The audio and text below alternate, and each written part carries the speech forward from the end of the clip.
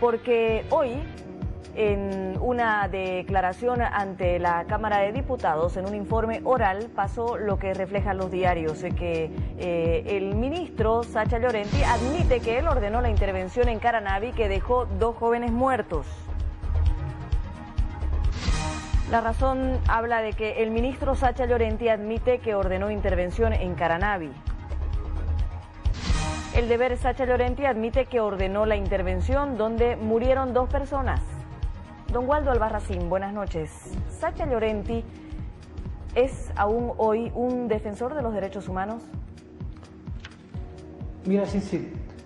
La defensa de los derechos humanos es una forma de vida, es una opción de vida que asumen las personas. Todas deberían asumirla, pero en el sentido de que no hacen todos eso, sino determinadas personas, significa que dicha defensa se la puede practicar en cualquier circunstancia cuando tú la asumes como opción de vida. ¿Qué quiero decir? Puedes hacerlo desde la sociedad civil como activista de los derechos humanos a través de un organismo no gubernamental, puedes hacerlo como fiscal, puedes hacerlo como gobernante, como presidente de la República o como dirigente sindical. Es decir, no es la naturaleza del cargo la que determina si eres defensor o vulnerador de los derechos humanos, sino la actitud de la persona en el ejercicio de un determinado cargo. ¿Qué implica esto? Las circunstancias de la vida te pueden llevar a ejercer diferentes funciones. Ese no es el problema. Cualquier persona tiene derecho a una opción política, a participar en un gobierno, a ser de la oposición, del oficialismo, etc. Ese no es el tema. Porque de lo contrario estaríamos diciendo que porque estás en ese cargo, estás obligado a vulnerar derechos o a respetar los mismos. Y lo que quiero decirles, para que me entienda especialmente la población que nos está viendo y escuchando, es que la defensa de los derechos humanos es una constante, o debe ser una constante, en la vida de las personas, independientemente de tus defectos o virtudes. Pero si tú asumes como opción de vida el defender los derechos de los demás, el derecho a la vida, a la salud, a la educación, a la libertad, etc., eso no puede cambiar por un determinado cargo que coyunturalmente estés ejerciendo.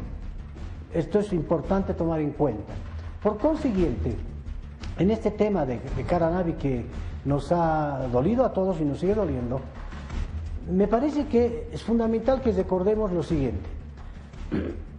Sin retroceder demasiado, solamente tomando como parámetro los regímenes constitucionales de 1982 hacia adelante, se han producido varias muertes de hermanos campesinos, especialmente en el Chapare. Eso está consciente don Evo Morales y otros dirigentes que hoy día son autoridades políticas. En reiteradas oportunidades le hemos exigido a la Fiscalía, a los jueces, a los gobiernos que identifiquen a los autores de esas muertes y mire, pese a los esfuerzos nunca se pudo. Y muchos de esos dirigentes de esa época que hoy están en el gobierno, yo creo que tienen la oportunidad justamente de que se rompa ese maleficio, esa costumbre de dejar en la impunidad muertes injustas. Por consiguiente, en el caso de Caranavi, yo creo que existían todas las formas de evitar esa violencia. ¿Qué implica? Primero, el diálogo. No se puede decir primero desbloqueen y después dialogamos. Todos sabemos la experiencia de estos años en tantos conflictos, más bien nos ha hecho entender que para desbloquear, para levantar una medida de presión y finalmente para resolver el problema, había que dialogar y a través de ese mecanismo de mediación del diálogo resolvíamos no solo el levantamiento de esa medida de presión, sino la solución del problema. O sea, no es al revés. Y creo que el gobierno, en este caso, y yo no quiero personificar solamente en el ministro de gobierno, sino en general el conjunto del gobierno, ahí se ha equivocado porque actuó con tanta soberbia desde el punto de que cuando se produce el bloqueo en Caranavi, lo primero que hacen ellos es satanizar la actitud de quienes estaban llevando esta medida. Don Waldo. Sí, la escucho. Hemos escuchado sus consideraciones. Quisiera ver si es posible, por favor, que pueda responder la pregunta de manera concreta. El señor Sacha Llorenti ¿sigue defendiendo hoy los derechos humanos o ya no, según lo que usted observa? A mi opinión, no. Si quiere que responda a eso, no. Es que el tema es mucho más grande, pero si específicamente usted desea que le diga mi punto de vista, estrictamente, si está o no defendiendo los derechos humanos, creo que no. Y eso no es mi opinión específicamente personal. Eso lo puede decir cualquier otro ciudadano que tiene dos dedos de frente. Es cuestión de analizar lo que está pasando en la actual coyuntura. Vamos a ver qué dice él sobre... Yo creo que las comparaciones son impertinentes porque cada individuo responde por lo que hace. Usted me ha preguntado si el señor Sacha Llorenti hoy defiende los derechos humanos. Yo le digo que no, por los resultados de sus actuaciones, etc.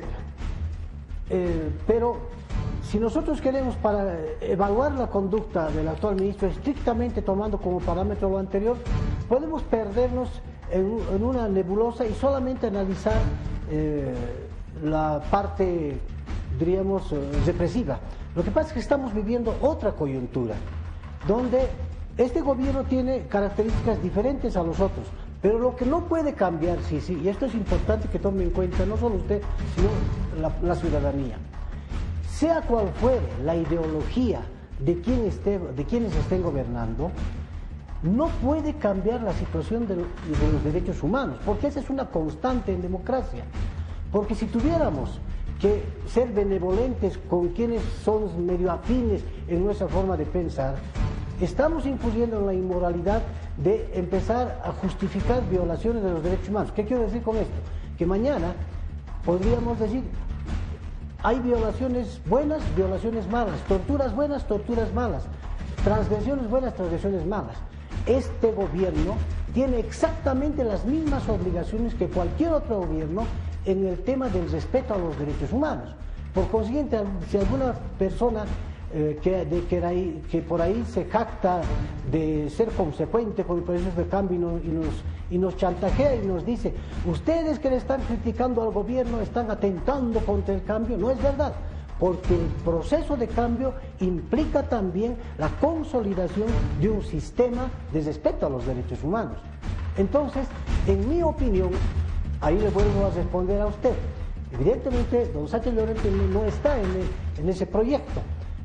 ¿Qué quiero decir con esto? Que el proceso de cambio, si no es patrimonio exclusivo del gobierno del MAS, es de todos los bolivianos, de usted, de mí, de toda la ciudadanía.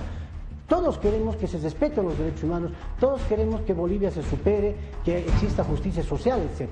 Por consiguiente, no podemos utilizar como argumento que déjennos vulnerar por este tiempito más los derechos humanos porque estamos liderizando un cambio. Como que nos quieren lanzar ese discurso y obviamente en ese sentido de establecer una especie de tolerancia porque supuestamente es de izquierda del gobierno, podemos equivocarnos. En concreto, nadie, ningún gobernante, más allá de la ideología que sustente, ningún gobernante, ningún servidor público está eximido de respetar los derechos humanos y especialmente ese derecho que está consagrado en el artículo 15 de la actual Constitución, el derecho a la vida, el derecho a la seguridad, a la integridad que tiene todo ser humano, sea de Caranavi, sea de Alto Beni o sea de Puerto Suárez, no interesa el lugar.